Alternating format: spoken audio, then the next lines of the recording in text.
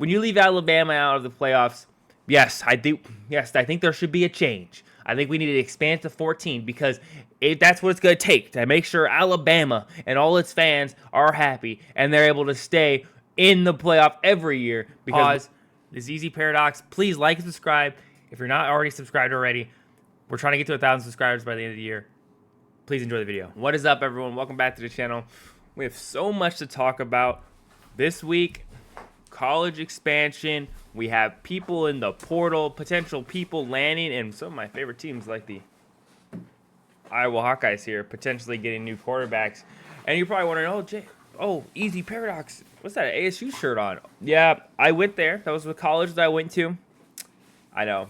Whenever I make ASU picks now, you're all going to think I'm biased. But it's fine. It's fine. It's all good. I have chosen ASU to lose quite a bit this year. But let's get right into it. We're going to start off with the biggest news.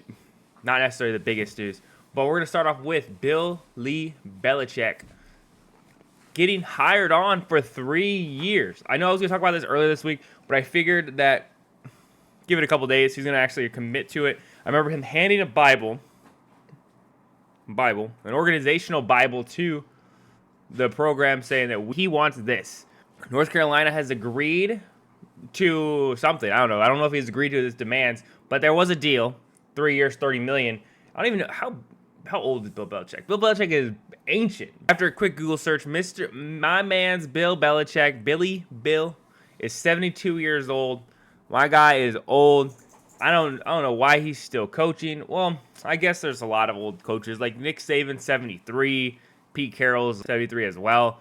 Andy Reid is 66. But there's a lot can happen between ages 66 and 72. As you can see, some of our leaders in the world kind of get a little cuckoo when they get a little older. So it's kind of interesting to see what he's going to do with the program. I think next on the chopping block is something absolutely insane. 5-star recruit, Alabama linebacker Keanu Coate has committed to Vanderbilt. Vandy. He was 5 stars in 2021. It's been 3 years now, and he is committed to Vanderbilt. I'm not a huge Alabama knower of their players, so I wasn't 100% sure how good this player is, but I did see it on our way while I was making this video, so I figured I'd bring it up. Alabama has lost, I think it's 8 players to the portal, something like that, maybe more. I think maybe 8 relevant players to the portal, but it is very interesting to see that Vanderbilt is picking up some of Alabama's sloppy seconds. I don't know, every time I see the portal and I think of a player that leaves, a lot of the times it almost feels like that player wasn't as good as they were perceived to be. For example, like in Iowa Hawkeye situation, they picked up Cade McNamara. Cade McNamara essentially came and sucked, and you're going, man, now I know why he left Michigan, because he definitely wasn't going to start. I'm not saying that this situation is going to be there. I'm not saying that Keanu is going to be a Cade McNamara for Vanderbilt, but I will say that picking up people from the portal is risky. I don't know what the data is behind it of how successful a player is from when they leave their original team, if they started, to when they go to another team the following year and start there and see how successful are they. And when I'm talking about success, I'm talking about do they have better stats than they did the previous year? Does their draft stock go up? I'm not necessarily saying that they have to win all their games, because it's a team sport and you have to have a full team to win. Essentially, did you perform well on your own? But another crazy breaking news that came out of Ohio, speaking of Ohio, we have is a potential felony to plant the flag in Buckeye land. It's insane. So, Ohio State Representative Josh Williams introduced this Ohio Sportsmanship Act on Tuesday, which essentially the act would make it a felony to plant the flag in the center of Ohio State. Isn't that crazy? A bunch of whiners in Ohio State going, you can't plant the flag. You can't plant the flag in our field. Maybe you shouldn't lose the game then. Maybe you should lose the game and then they won't plant the flag. But to make it a felony is absolutely insane. Maybe, just maybe, think about it. If you cared so much about the flag and you put all that energy and effort into trying to stop Michigan from doing that, where was that energy during the game? Where was the Ohio State all year? But, I digress. It's none of my business. We already talked about that weeks ago. But it was definitely very interesting to see Michigan causing a representative to introduce a bill to potentially ban flag planting on the field.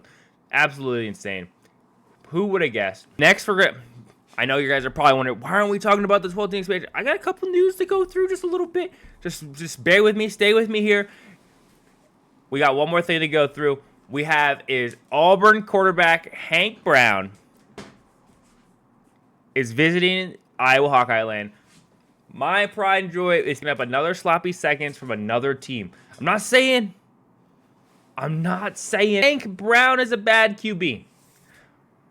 I'm not saying that. But I am saying that with Auburn's situation, they currently have, I think it's Pete Throne on the starting offense. And I'm pretty sure Pete Throne is leaving after this season. I'm not 100% sure if he is leaving or what's going on.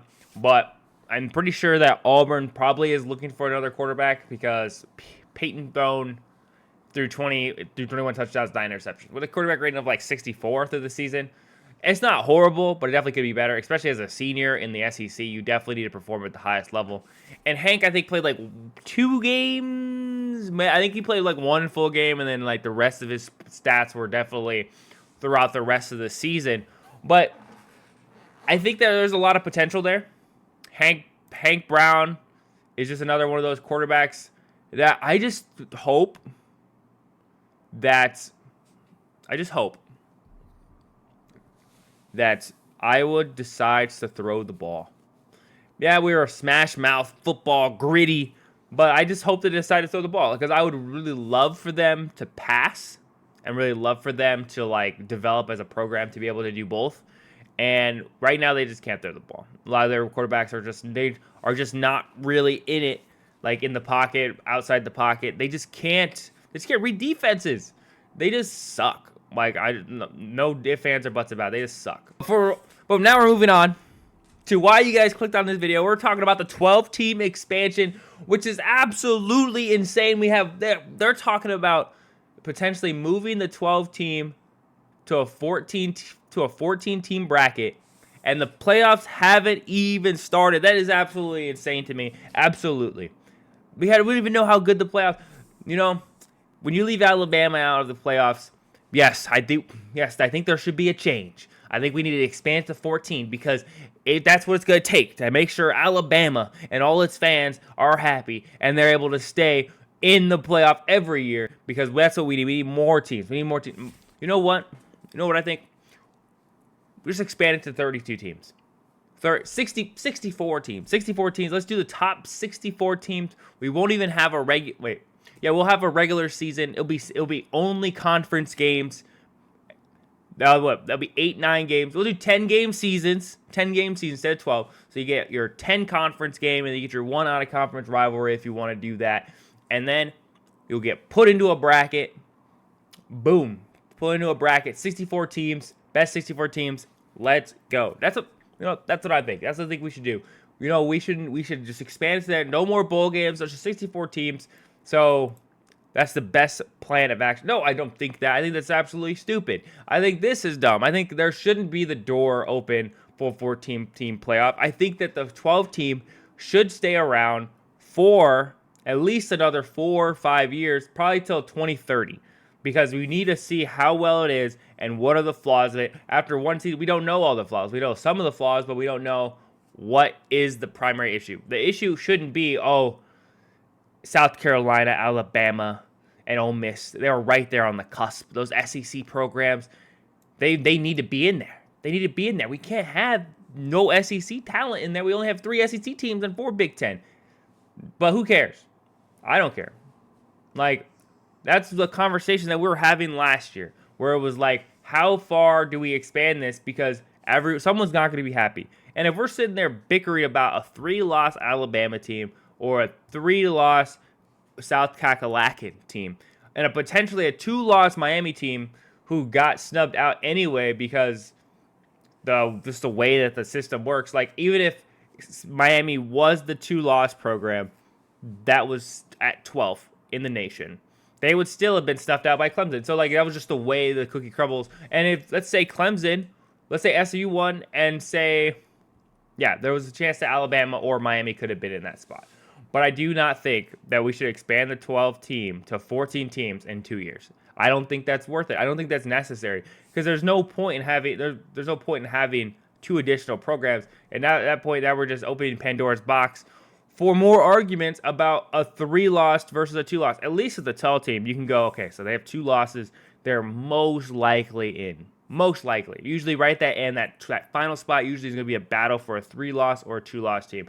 Generally speaking, 2-loss programs will get in at the Power 4 level. It's not to say that they're guaranteed, but it definitely means that they have a chance. A 3-loss program, there's tons of 3-loss teams, and they're not considered equal. So 3-loss teams are not considered equal. 2-loss teams are rarely considered equal, but at least they won 10 games. Winning 10 games is hard. Winning 10 games is hard. As you can see, even the great Alabama couldn't win 10 games. Even how good South Carolina's season at the end was, they still didn't win 10 games.